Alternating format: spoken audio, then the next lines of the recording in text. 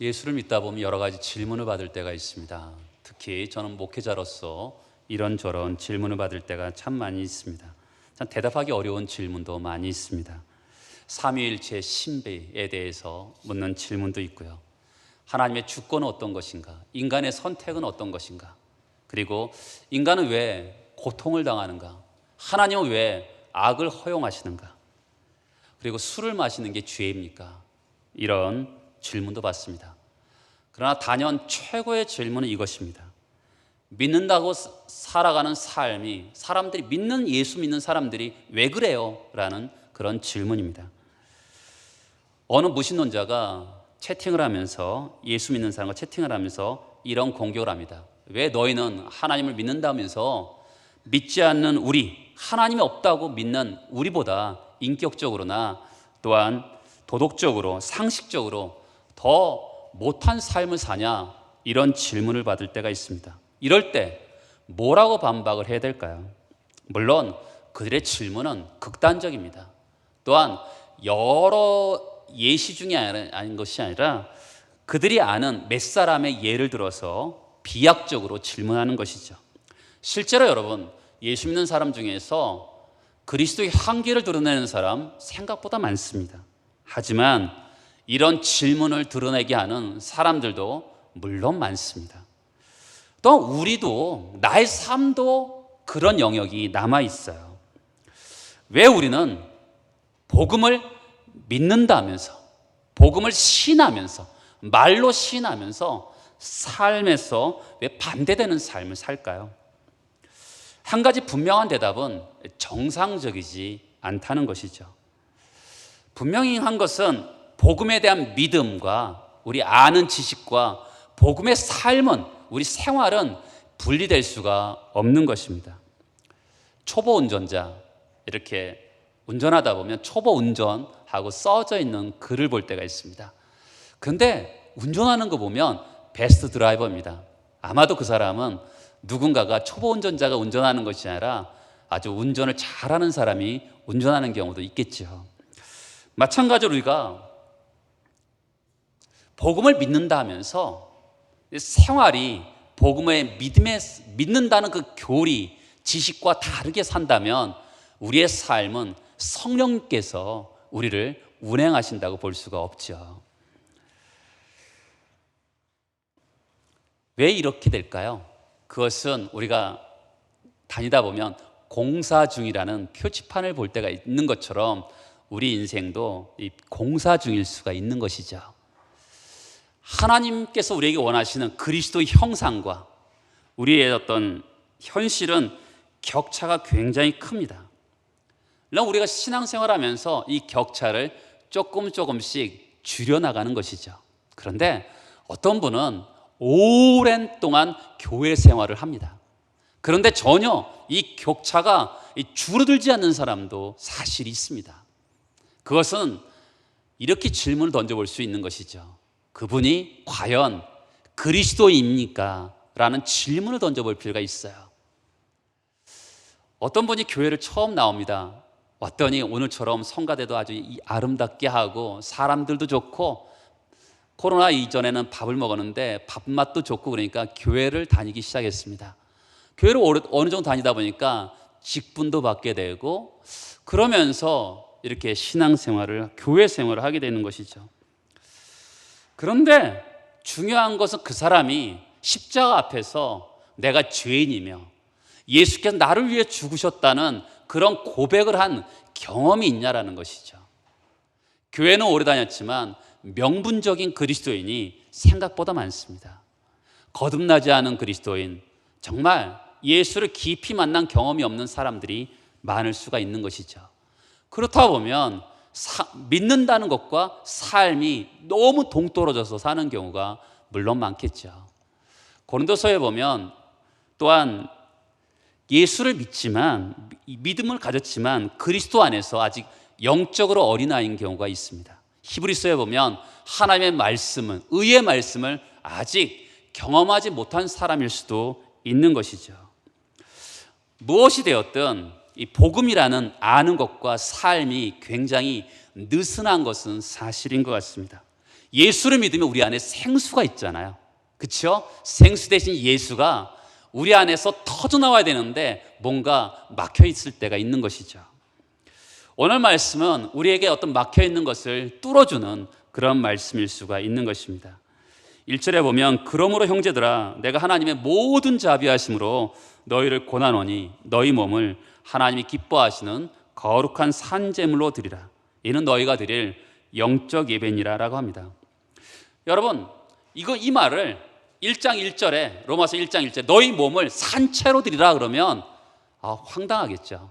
그런데 이 말씀은 로마서 12장에서 나오는 말씀입니다. 그러니까 로마서 1장부터 11장까지 충분하게 말한 다음에 그러므로 너희 몸을 하나님 앞에 산채로 드리라 라고 한다면 충분히 이해가 될 수가 있겠죠. 그러면 로마서 1장부터 11장까지 어떤 이야기를 했을까요?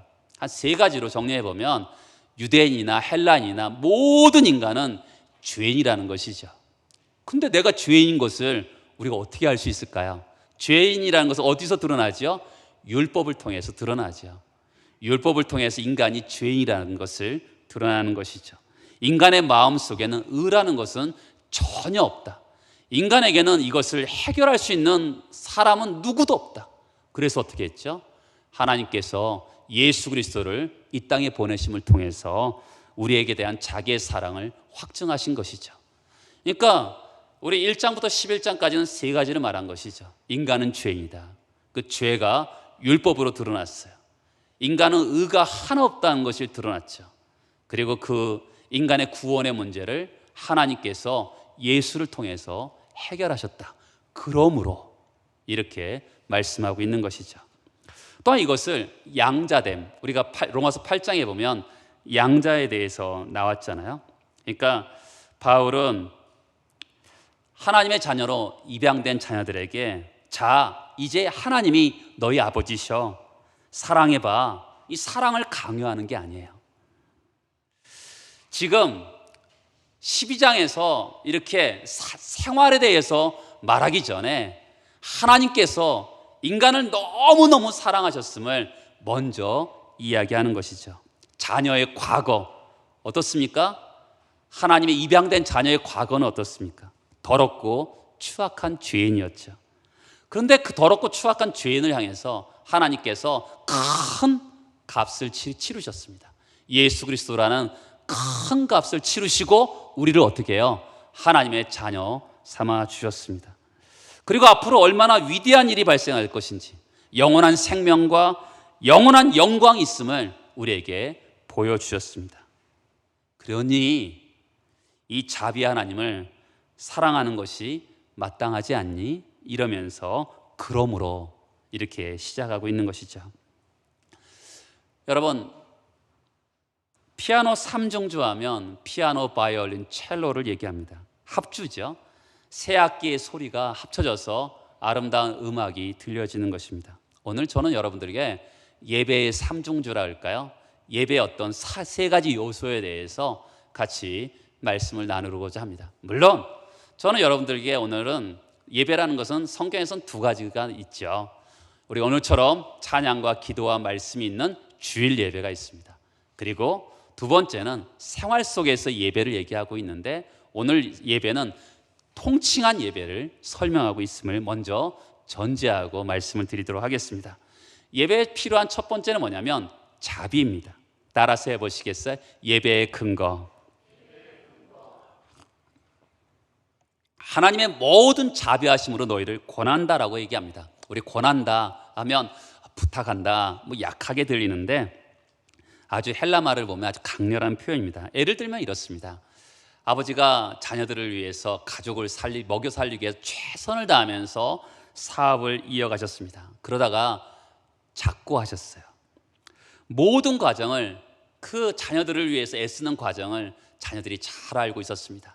그래서 아버지의 사업을 그 아들들이 물려받게 되었습니다. 누구의 죽음을 전제로 한 것이죠? 바로 아버지의 죽음을 전제로 해서 그 사업을 이어가게 되었습니다. 그 정도로 지금 너희들에게 강렬하게 권한다라고 얘기하고 있습니다. 뭘 고나는 겁니까? 예수 그리스도의 죽음을 전제로 해서 고나고 있는 것이죠. 자, 지금 사도 바울은 자신의 고난의 근거를 얘기하고 있어요. 자, 어떤 것을 고나죠? 하나님의 모든 자비하심으로 너희를 고난다라고 얘기하고 있는 것이죠. 지금 내가 너희들에게 부탁하고 있는 것은 근거가 뭐냐면 바로 하나님의 모든 자비하심. 자비하심이 뭐죠?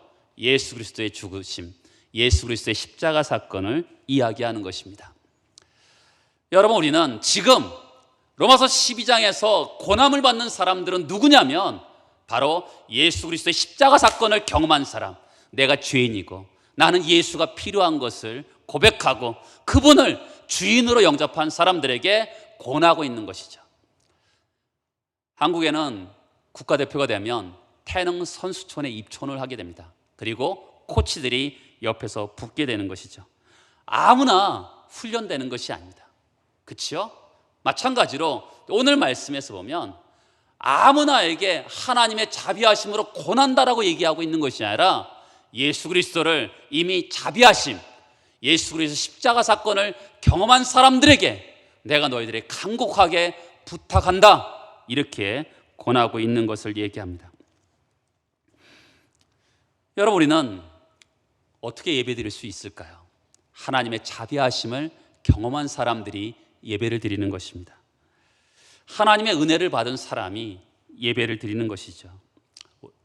우리는 뛰어난 선수처럼 실력이 좋아서 아니면 우리가 어떤 노력해서 이렇게 예배를 드리는 것이 아니라 하나님의 자비하심, 십자가 사건을 근거로 해서 우리가 예배를 드리는 것입니다. 하나님의 자비로 말미암아 예배를 드리는 것이죠.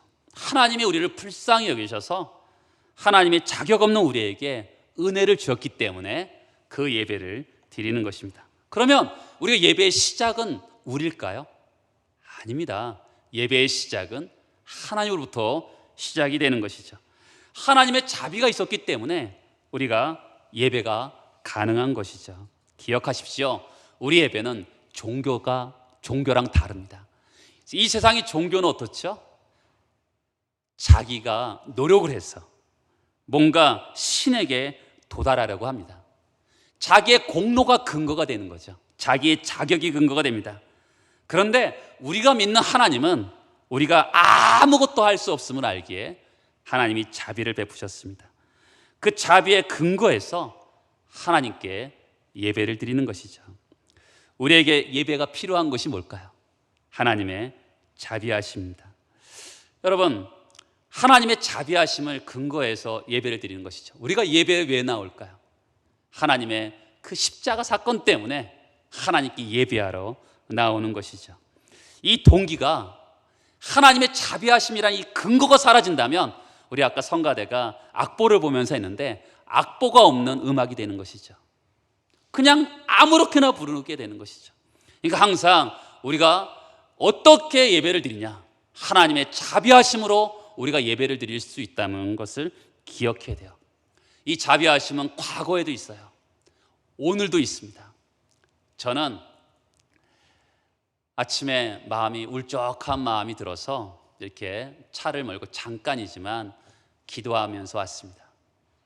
근데 갑자기 기도할 때 그런 마음이 드는 거예요. 오늘도 태양이 떠올랐다. 그래서 물어봤지, 하나님께. 하나님, 태양이 떠오른 거랑 내 마음에 울적한 거랑 무슨 상관이 있어요? 그때 저는 그런 깨달음이 오더라고요. 태양이 매일 떠오르는 것이 아니지 않니? 매일 떠오르잖아. 하나님의 은혜는 매일 너에게 임하는 것이야. 나의 삶과 상관없이, 나의 울적한 마음과 상관없이 하나님의 은혜는 매일같이 태양처럼 나에게 임하는 것을 말씀하시더라고요. 그래, 그러면 오늘의 하나님 죽지 않았잖아요. 그러면 미래의 하나님도 여전히 저에게 자비를 베풀어 주시는 것이죠. 복음에 나타나는 하나님의 자비. 여러분, 예수 그리스도의 그 십자가 사건이 마음에 채워질 때 우리는 예배를 드릴 수가 있게 되는 것이죠. 예배에 필요한 두 번째는 제물입니다. 따라서 해보시겠습니까? 예배의 내용. 그렇죠? 오늘 말씀 산 제물이죠. 이것은 사실 말이 안 되는 겁니다. 구약 성경에 나오는 제물은요, 제 짐승을 죽여서 드리는 제물이죠. 이런 거예요. 뜨거운 얼음, 말이 안 되죠. 차가운 촛불, 말이 안 되는 것처럼 산 제물이란 말 자체는 사실은 말이 안 되는 얘기죠. 원래는 죽여서 드려야 되는 거거든요. 죽인 제물이어야 되는데 산 제물이라는 것은 사실 말이 안 되는 거죠. 이건 특별한 은혜가 있는 거죠. 왜냐하면 예수께서 십자가 사건에서 죽으심을 통해서 더 이상 짐승을 죽여서 예배드릴 필요가 없는 거죠. 이제는 살아있는 제물로 우리 몸으로 하나님께 예배를 드려야 되는 것을 말씀하고 있는 것이죠. 살아있는 제물이 누굽니까? 너희 몸으로. 그렇죠? 이 너희 몸이라는 것은 우리 육체 덩어리, 살 덩어리를 얘기하고 있는 것이 아니라 이런 것이죠. 우리 안에 이 소마라는 헬라 단어를 쓰고 있는데 어떤 정신, 마음, 가치관, 세계관이 다 섞여져 있는 이 몸을 이야기하는 것이죠. 이 몸으로, 그러니까 정신만 가지고 예배를 드릴 수 있는 것이 아니라 우리 몸으로 예배를 드리라고 말씀하고 있는 것이죠. 그러니까 우리는 오늘 주일 예배, 특정한 시간과 장소에서도 예배를 드리지만 모든 시간과 모든 장소에서 예배를 드릴 수 있음을 말씀하고 있는 것이죠. 왜요? 살아있는 제물이기 때문에. 살아있다는 제물은 한 번만 드리겠습니까? 아닙니다. 내가 죽기 직전까지 평생을 하나님께 살아있는 제물로 드릴 수가 있는 것이죠. 그러면 하나님, 살아있는 제물로 내 자신을 어떻게 드릴 수 있을까요? 라고 질문할 수가 있겠죠. 그의 해답은 로마서 6장 13절을 보면 알 수 있어요. 6장 13절을 같이 한번 읽어보도록 하겠습니다. 사도 바울이 이렇게 명합니다. 같이 한번 읽어보겠습니다. 또한 너희 지체를 불의의 무기에게 죄에게 내주지 말고 오직 너희 자신을 죽은 자 가운데서 다시 살아난 자 같이 하나님께 드리며 너희 지체를 의의 무기로 하나님께 드리라. 그렇죠? 우리 몸을 의의 무기로 드리는 것이죠. 그러니까 우리는 몸으로 하나님께 드리는 겁니다. 어떤 사람은 하나님을 말로만 섬기는 사람이 있습니다.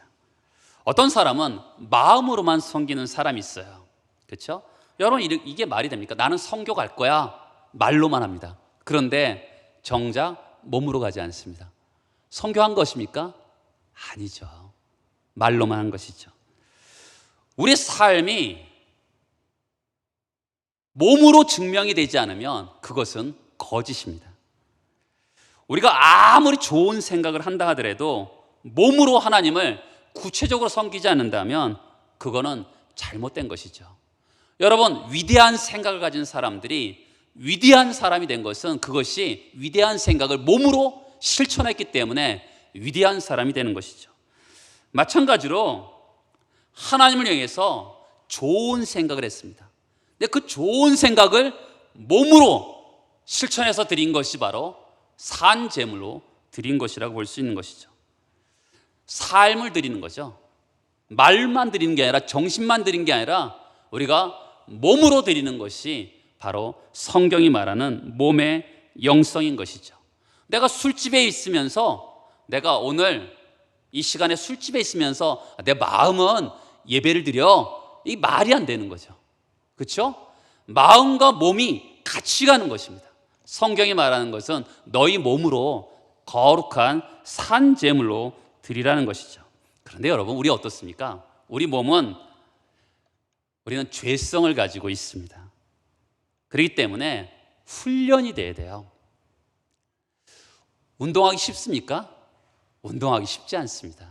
왜냐하면 우리 몸이 운동의 습관이 들여지지 않았을 때는 운동하기가 쉽지 않습니다.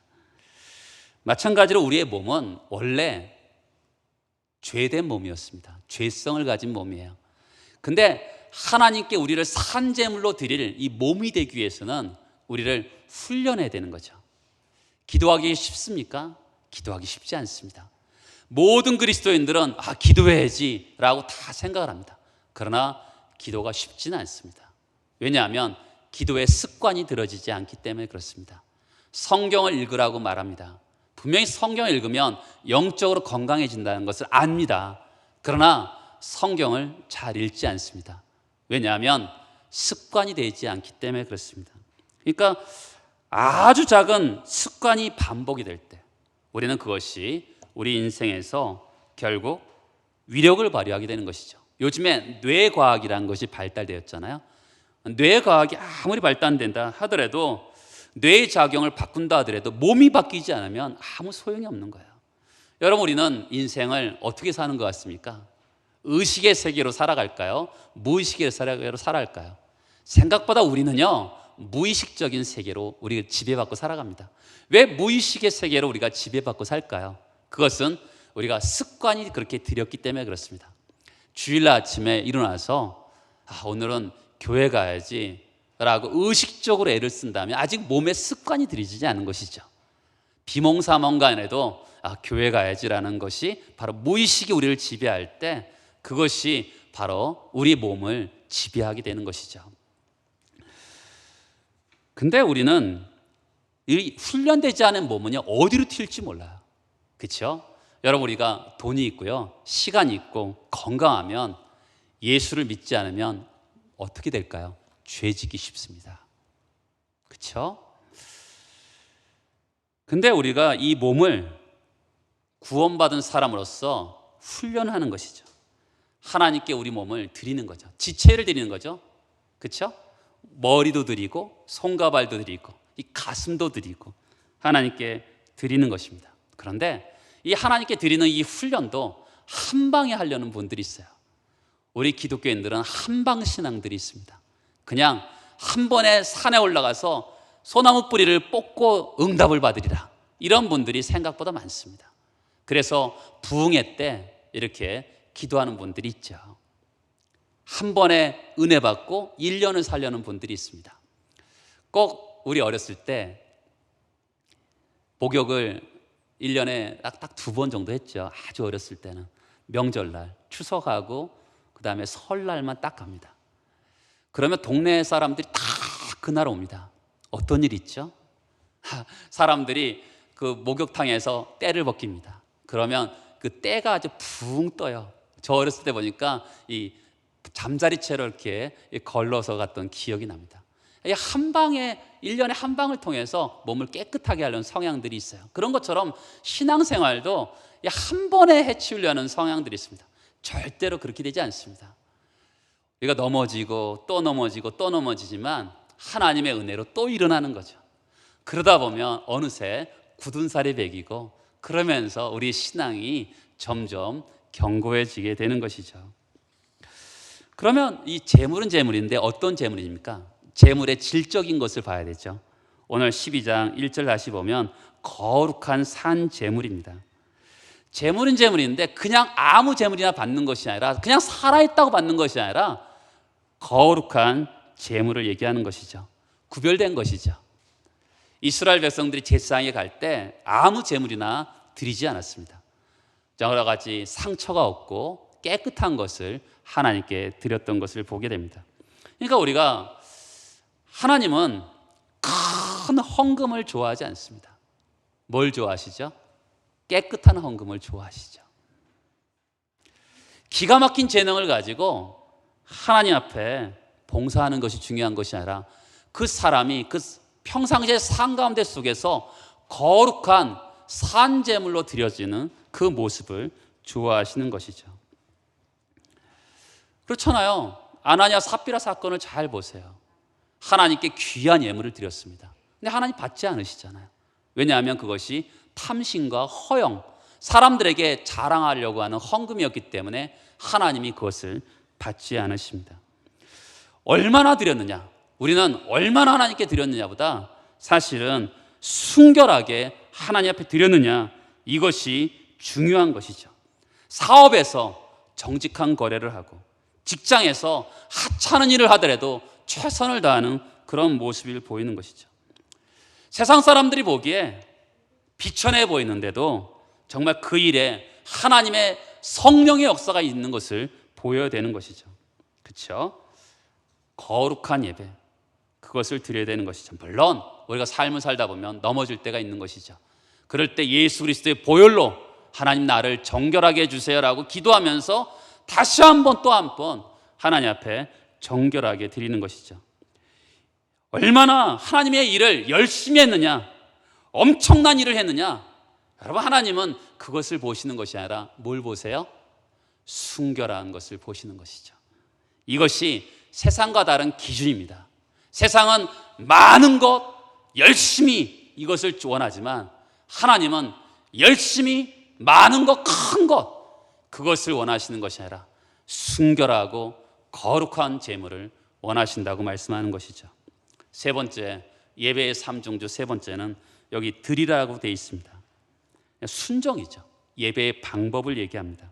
삶의 전부를 얘기하는 것이죠. 99%의 헌신이 아니라 100%의 헌신을 원하시는 것이죠. 우리 몸을 원하시는 거잖아요. 우리 몸에 속한 게 뭡니까? 시간이고 재능이고 물질이 다 포함되는 것이죠. 근데 우리는 많은 사람들이 그러니까 이원론적인 사고방식이 있어요. 교회에서 일하는 것은 거룩하고 세상에서는 세속적인 거라고 생각합니다. 어렸을 때 많은 분들이 그런 이야기를 한 걸 들었습니다. 목사님은 좋으시겠어요? 목사님은 하나님 일 하니까 거룩한 일 하니까 좋겠어요 라고 그렇게 말한 분들이 종종 있었습니다. 뭘 의미하죠?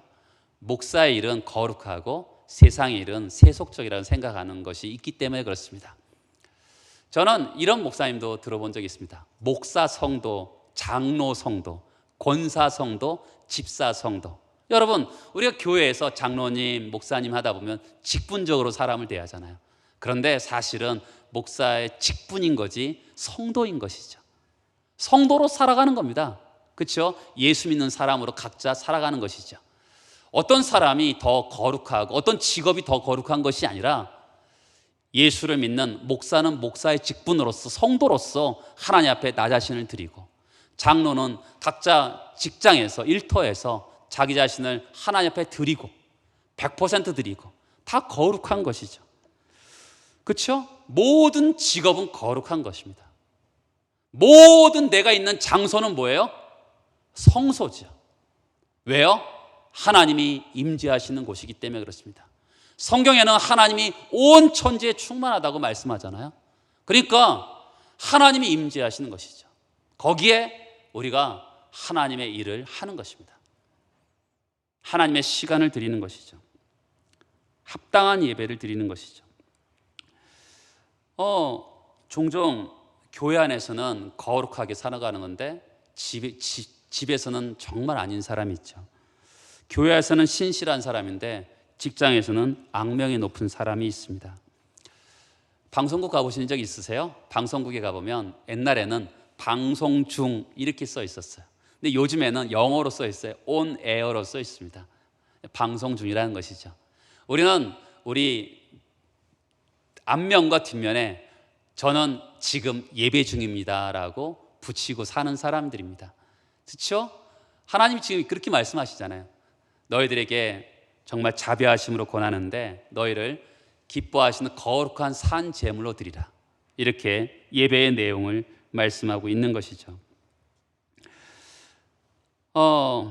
만약에 직장에서 일을 성실하게 하지 않고 눈에 가시 같은 존재라면 진정한 그리스도의 삶이 아니죠. 어느 목사님의 이야기를 한번 들어본 적이 있습니다. 그 교회 임직식이 얼마 안 남았어요. 그때 그 목사님이 그 가정에 대한 설교를 하면서 그런 얘기를 하시더라고요. 여러분, 제가 부탁을 드립니다. 특히 부인들에게 부탁을 드립니다. 지금 임직식이 얼마 안 남았는데 저는 여러분들의 가정을 잘 모릅니다. 큰 교회였어요. 잘 모릅니다. 근데 여러분들이 꼭 저를 찾아와서 우리 남편은 지금은 안 됩니다. 다음에 했으면 참 좋겠습니다. 이렇게 말을 해달라고 이렇게 부탁하는 목사님의 이야기를 들어본 적이 있습니다. 어느 교회는 집으로 가정통신문을 보내겠다고 말하는 교회도 본 적이 있습니다. 그렇죠? 여러분, 우리는 하나님이 우리에게 허락하신 영역은 세 가지입니다. 그렇죠? 예배의 공동체인 교회가 있습니다. 그리고 하나님께서 부부 공동체를 통해서, 자녀 공동체를 통해서 주신 가정이 있습니다. 또한 직장과 사회가 있는 것이죠. 하나님께서 우리에게 주신 공동체는 딱 세 가지입니다. 교회, 가정, 사회죠. 그런데 교회에서 사용하는 하나님의 원리, 그렇죠? 기독교의 원리가 있잖아요. 그 원리는 하나님이 임재하시는 가정에, 사회에 다 통용되는 것이잖아요. 교회에서 통용되는 그 원리가 가정에서는 아니고 사회에서 아니라 그러면 하나님의 그 말씀은 가짜죠. 동일하게 역사해야 되는 것이죠. 그러니까 그렇게 목사님께서 임직자들을 대상 그 가정들에게 꼭 부탁드립니다. 저에게 찾아오십시오. 이렇게 말씀하신 것을 들어본 적이 있죠. 설거지는 산더미처럼 쌓였는데 아이들은 울고 있는데 그 아줌마는 할렐루야 아줌마면 이게 말이 안 되는 것이죠. 우리가 사실은 지금 한국 교회가 욕을 먹고 있는 것은 교회 안에서도 문제이지만 사실은 사회 안에서 살아가는 그들의 모습이 올바르지 않기 때문에 이 한국 교회가 무너지고 있는 것이죠. 삶의 원리, 믿음의 원리가 삶 속에서 무너지고 있기 때문에 현재 어려워지고 있는 것 아니겠습니까? 그러니까 사실은 우리 신앙의 원리, 믿는다라는 이 원리가 교회 밖에서 훨씬 더 중요하다고 볼 수가 있는 것이죠. 사실은 지금 여러분들은 우리가 예배를 드리고 있지만 문을 열고 나가면서 삶의 예배의 시작이라고 볼 수가 있는 것이죠. 직장에서는 정직한 거래를 하는 것이죠. 한 시간의 예배로 의무를 다했다는 것이 아니라 정말 삶 속에서 예배를 통해서 최선을 다하는 그런 모습이 필요한 것이죠. 식당에서는 고객을 상대로 최선을 다해서 음식을 만드는 것이 필요합니다. 무슨 일을 하든지 마음을 다하여 죽게 하듯 하고 사람에게 하듯 하지 말라. 죽게 하듯 하는 거죠. 옛날에 이민 가신 분들은 세탁소를 많이 했죠. 그런데 옛날에 이민 가신 분들은 한국에서 내노라는 분들이 사실 많이 갔습니다. 그래서 그분들이 일을 하면서 내가 이 일을 하기 위해서 미국에 왔나라고 투덜투덜 댈 때 그때 고로새서의 말씀, 무슨 일을 하든지 죽게 하듯 하라, 이 말씀을 들리게 되었습니다. 이때 이분이 주님을 섬기는 것처럼 이렇게 다리미질을 하는 것이죠. 그렇죠? 노동의 영성인 거죠. 그리고 청소한다 하더라도 거기서 정말 하나님께서 허락하신 이 땅을 쓴다는 개념으로 거룩한 예배가 되는 것이죠. 우리가 그런 영성, 몸의 영성이죠. 몸으로 드러난 영성이죠. 그러면 사람들이 우리를 볼 때 어떤 생각을 하는 것이죠. 저 사람이 뭔가 다르다는 것을 느끼게 될 때가 있습니다. 왜 저렇게 살까? 저 사람은 뭐가 다를까? 이게 하나님의 임재를 느끼는 거죠. 삶의 예배잖아요. 그 가운데 속에서 예배를 드리는 거잖아요. 학생을 가르치고 또한 어떤 부엌에서 일을 하고 예배를 드리는 거잖아요. 뭔가 다르기 때문에 뭐가 다르지라고 생각을 하는 것이죠. 저 사람이 믿는 사람인데 믿는 삶의 원리가 그 삶 속에서 드러나는 것이구나라는 것을 깨닫게 될 때 그 사람들이 감동하게 되는 것이죠. 가장 축복된 인생이 뭘까요? 하나님이 기뻐하시는 거룩한 산제물로 드리는 것이죠. 성도 여러분, 삶의 예배, 아까 말씀드렸듯이 몸으로 드리는 것, 우리의 가치관, 세계관, 의지, 정신, 마음을 다 모은 이 몸으로 하나님께 온 정신을 맞추고 그분께 최선을 다하면서 하나님께 허락하신 이 교회 생활, 사회 생활, 가정 생활 가운데 속에서 승리하는 여러분 되시기를 예수 그리스도 이름으로 축복합니다. 같이 기도하겠습니다.